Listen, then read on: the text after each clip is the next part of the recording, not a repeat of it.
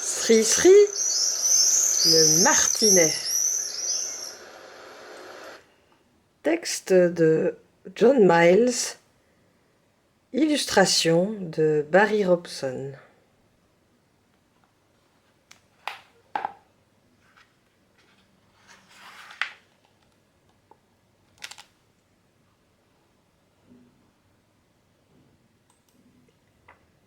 Au Royaume-Uni, la population de martinets noirs a diminué de moitié à cause du manque de cavités où ils puissent nicher dans les bâtiments.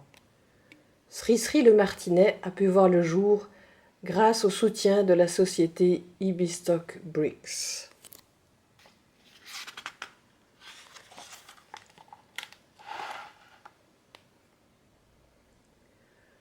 Au-dessus de la ville de Bath, en Angleterre, l'air est chaud ce matin. Les martinets s'amusent à voler haut dans le ciel. Tout en volant au-dessus du parc Victoria, ils attrapent des milliers d'insectes. Papa et maman martinet volent vers l'impressionnant croissant royal où se trouve leur nid. Cette rue historique, en forme de croissant, a été construite au XIXe siècle. Ils plongent à toute vitesse vers une petite fissure en haut du bâtiment. Ils arrivent si vite qu'on pourrait craindre qu'ils s'écrasent sur le mur, mais non. Ils s'engouffrent dans la fente comme s'ils entraient dans le tunnel sous la Manche.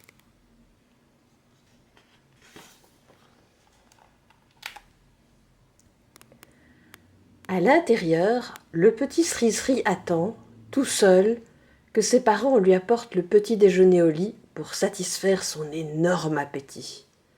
Au menu, des boulettes composées de mouches, de cousins, d'araignées et de pucerons qu'il avale d'un seul coup. Ces repas pleins de protéines aideront ses plumes à pousser. Un jour, lui aussi pourra se faufiler hors de la fissure et s'amuser dans le ciel comme papa et maman. Il a à peine avalé sa boulette qu'il se retrouve tout seul dans le noir le temps que ses parents trouvent de quoi nourrir leur fiston.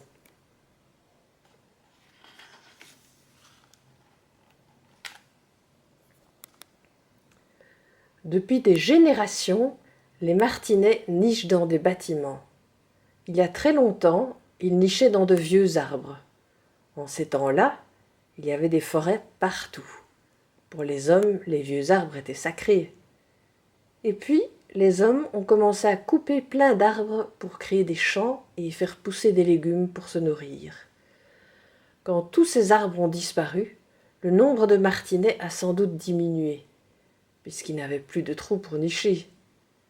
Mais les Romains sont alors arrivés en Angleterre et ils ont commencé à construire de grandes villas et d'autres grands bâtiments, tous en pierre. Ils ont ainsi offert aux martinets de nouvelles cavités dans ces maisons.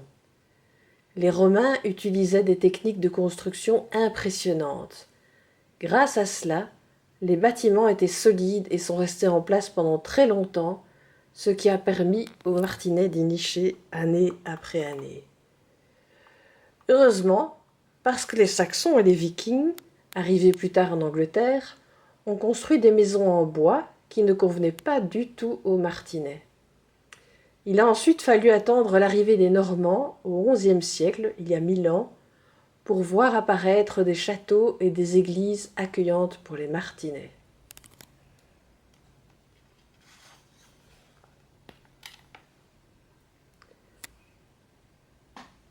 Sri Sri a de la chance de nicher dans ce bâtiment incroyable.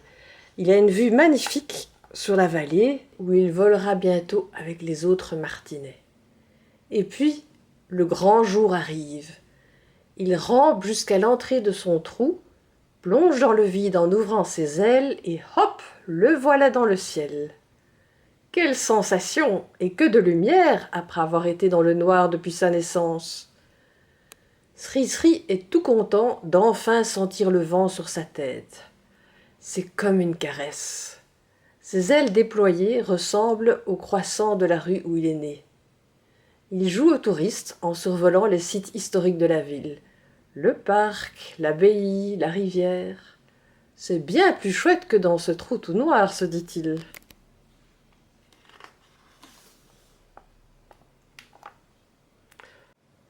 Ce que Sri Sri ne sait pas encore, c'est qu'il ne quittera plus le ciel, qu'il ne se posera plus jamais sur une surface dure tant qu'il n'aura pas atteint l'âge de se reproduire. Son corps est parfaitement adapté pour passer la plus grande partie de sa vie dans le ciel. Ses pattes sont tellement courtes que son nom latin signifie « sans pattes ». En fait, il en a seulement besoin pour ramper dans son trou. S'il se retrouve au sol, ses ailes sont si longues et ses pattes si petites qu'il pourra avoir du mal à s'envoler. Mais non, il est capable de s'appuyer sur ses ailes ouvertes pour décoller. Mieux vaut quand même éviter de se retrouver au sol. Et c'est pour cela que les martinets choisissent des sites de nidification élevés. Une autre nouvelle expérience va être de dormir en vol, haut dans le ciel. Dans peu de temps, les martinets de la ville se sentiront attirés vers le sud. Arrivés en Angleterre au mois de mai, certains martinets adultes repartent déjà fin juillet pour entamer leur longue migration vers l'Afrique. Sri Sri va bientôt se lancer dans ce long voyage plein de découvertes. Un des plus vieux martinets que l'on ait connu avait 21 ans. Durant sa vie, il aura volé près de 5 millions de kilomètres, tant en migration qu'en cherchant sa nourriture.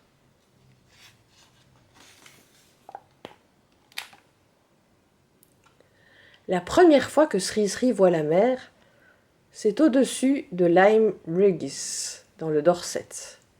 Des fossiles qui ont plusieurs millions d'années sont enfouis le long de cette côte qui date de l'ère jurassique. On a même retrouvé des squelettes de lointains ancêtres de Sri Sri qui ont vécu il y a 500 millions d'années, mais ce n'était pas ici, c'était en Allemagne.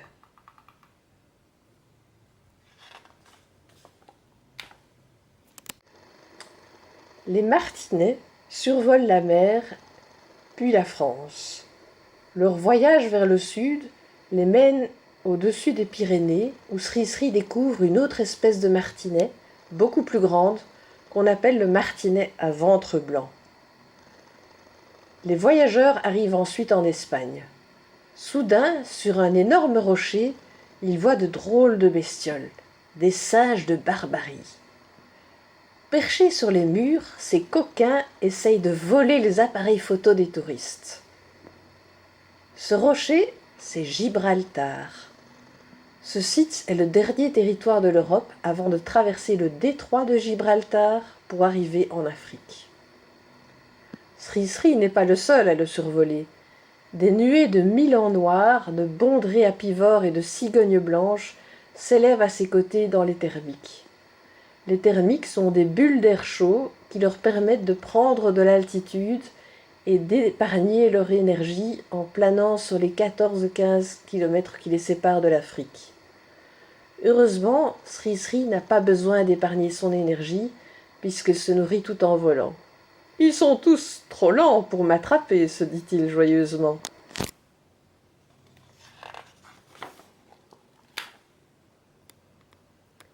En 2 temps, 3 mouvements, Sri Sri se retrouve au Maroc, où il fait bien chaud. Mais bientôt, il traversera le désert torride du Sahara, qui couvre 10% de l'Afrique. Pour échapper à cette chaleur, il lui suffit de monter plus haut dans le ciel, comme les oiseaux de proie, et d'utiliser les vents rapides d'altitude.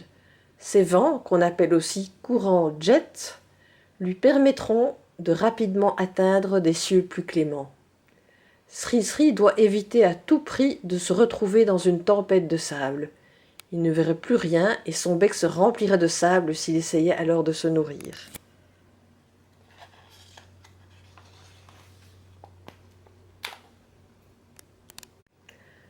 Accompagné d'autres martinets, il parvient à traverser les étendues de sable et arrive dans l'ouest de l'Afrique, où il fait escale pendant quelques semaines autour du beau fleuve Gambie.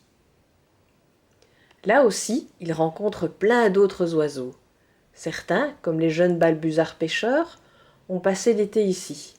Quand ils seront plus âgés, ils s'élanceront à leur tour vers l'Angleterre. La plupart des maisons qu'ils survolent sont en bois, comme celles que les Saxons bâtissaient jadis en Angleterre. Ce n'est donc pas ici que les martinets pourraient nicher. Sri Sri découvre aussi que les gens portent plein de choses sur leur tête et que leurs vêtements colorés sont fort différents de ceux portés en Angleterre.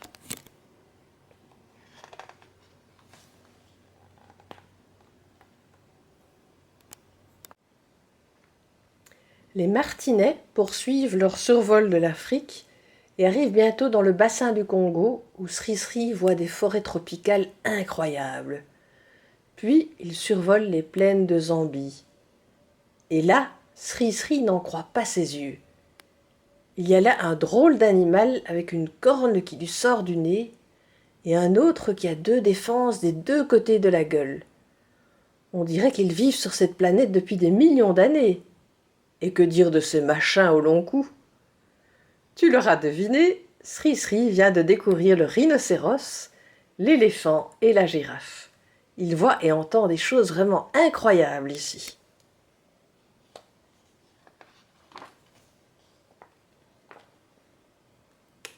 C'est maintenant l'hiver en Europe, mais Sri Sri a parcouru plus de 11 000 kilomètres et se trouve à présent dans l'hémisphère sud où il profite de l'été. Sri Sri vole même jusqu'au Mozambique où il aperçoit l'océan Indien. Ses ailes ne se fatiguent jamais, mais ses pattes restent repliées jusqu'au moment où elles lui seront enfin utiles. Lorsque les journées commencent à raccourcir, les martinets adultes savent qu'il est temps de repartir vers le nord. Cette fois, les martinets passent par la côte ouest de l'Afrique pour éviter la chaleur du Sahara, puis ils entrent en Europe par le rocher de Gibraltar. Après avoir survolé l'Espagne et la France, ils traversent la Manche.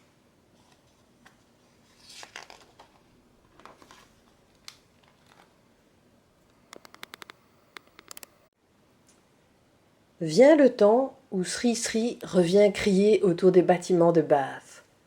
Là, il devra chercher un trou où il pourra encourager un partenaire à le rejoindre pour créer sa propre famille. Il vole donc jusqu'au Croissant Royal, mais le trou où il était né a été bouché avec du ciment. Il ne reste plus aucun trou dans cet énorme bâtiment, plus aucun endroit où il puisse nicher. Où vais-je trouver un trou, se demande-t-il anxieusement. De nombreux martinets plus âgés ont retrouvé leur cavité dans d'autres parties de la ville, mais les sites de nidification se font de plus en plus rares. En effet, les trous où certains martinets voulaient nicher, dans de vieux bâtiments, ont été bouchés lors de travaux d'entretien. Les nouveaux bâtiments n'ont pas de trous du tout. Où Sri Sri va-t-il trouver un site pour nicher ?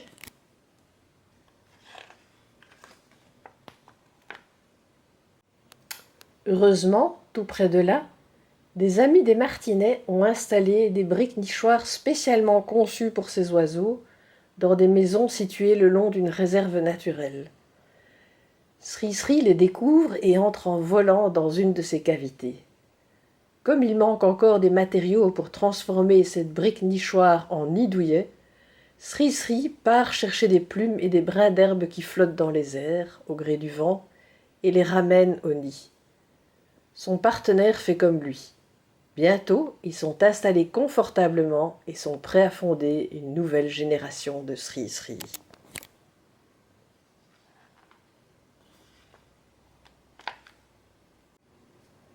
Sur ce dessin, tu peux voir un martinet,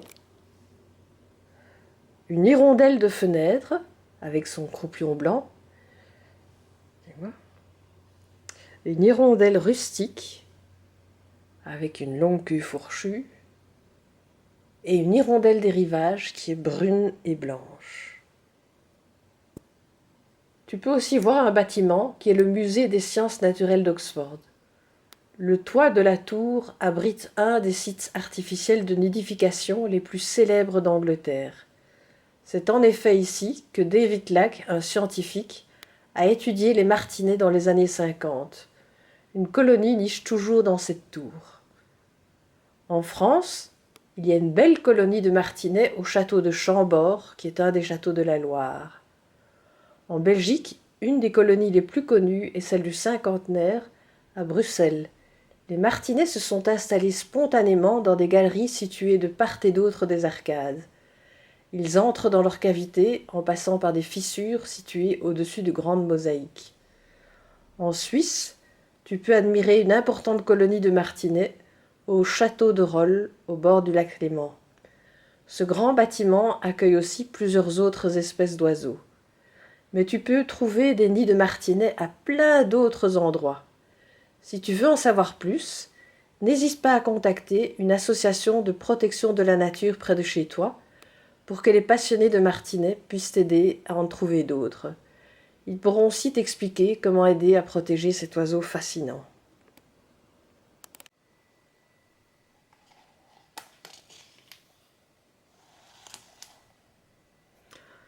Si tu habites en Afrique, il existe probablement dans ton pays plusieurs espèces de martinets. Si toi aussi tu veux aider ces oiseaux formidables, contacte une association de protection de la nature près de chez toi ou contacte-nous chez Martinets sans frontières et notre petite association te donnera quelques idées pour les protéger.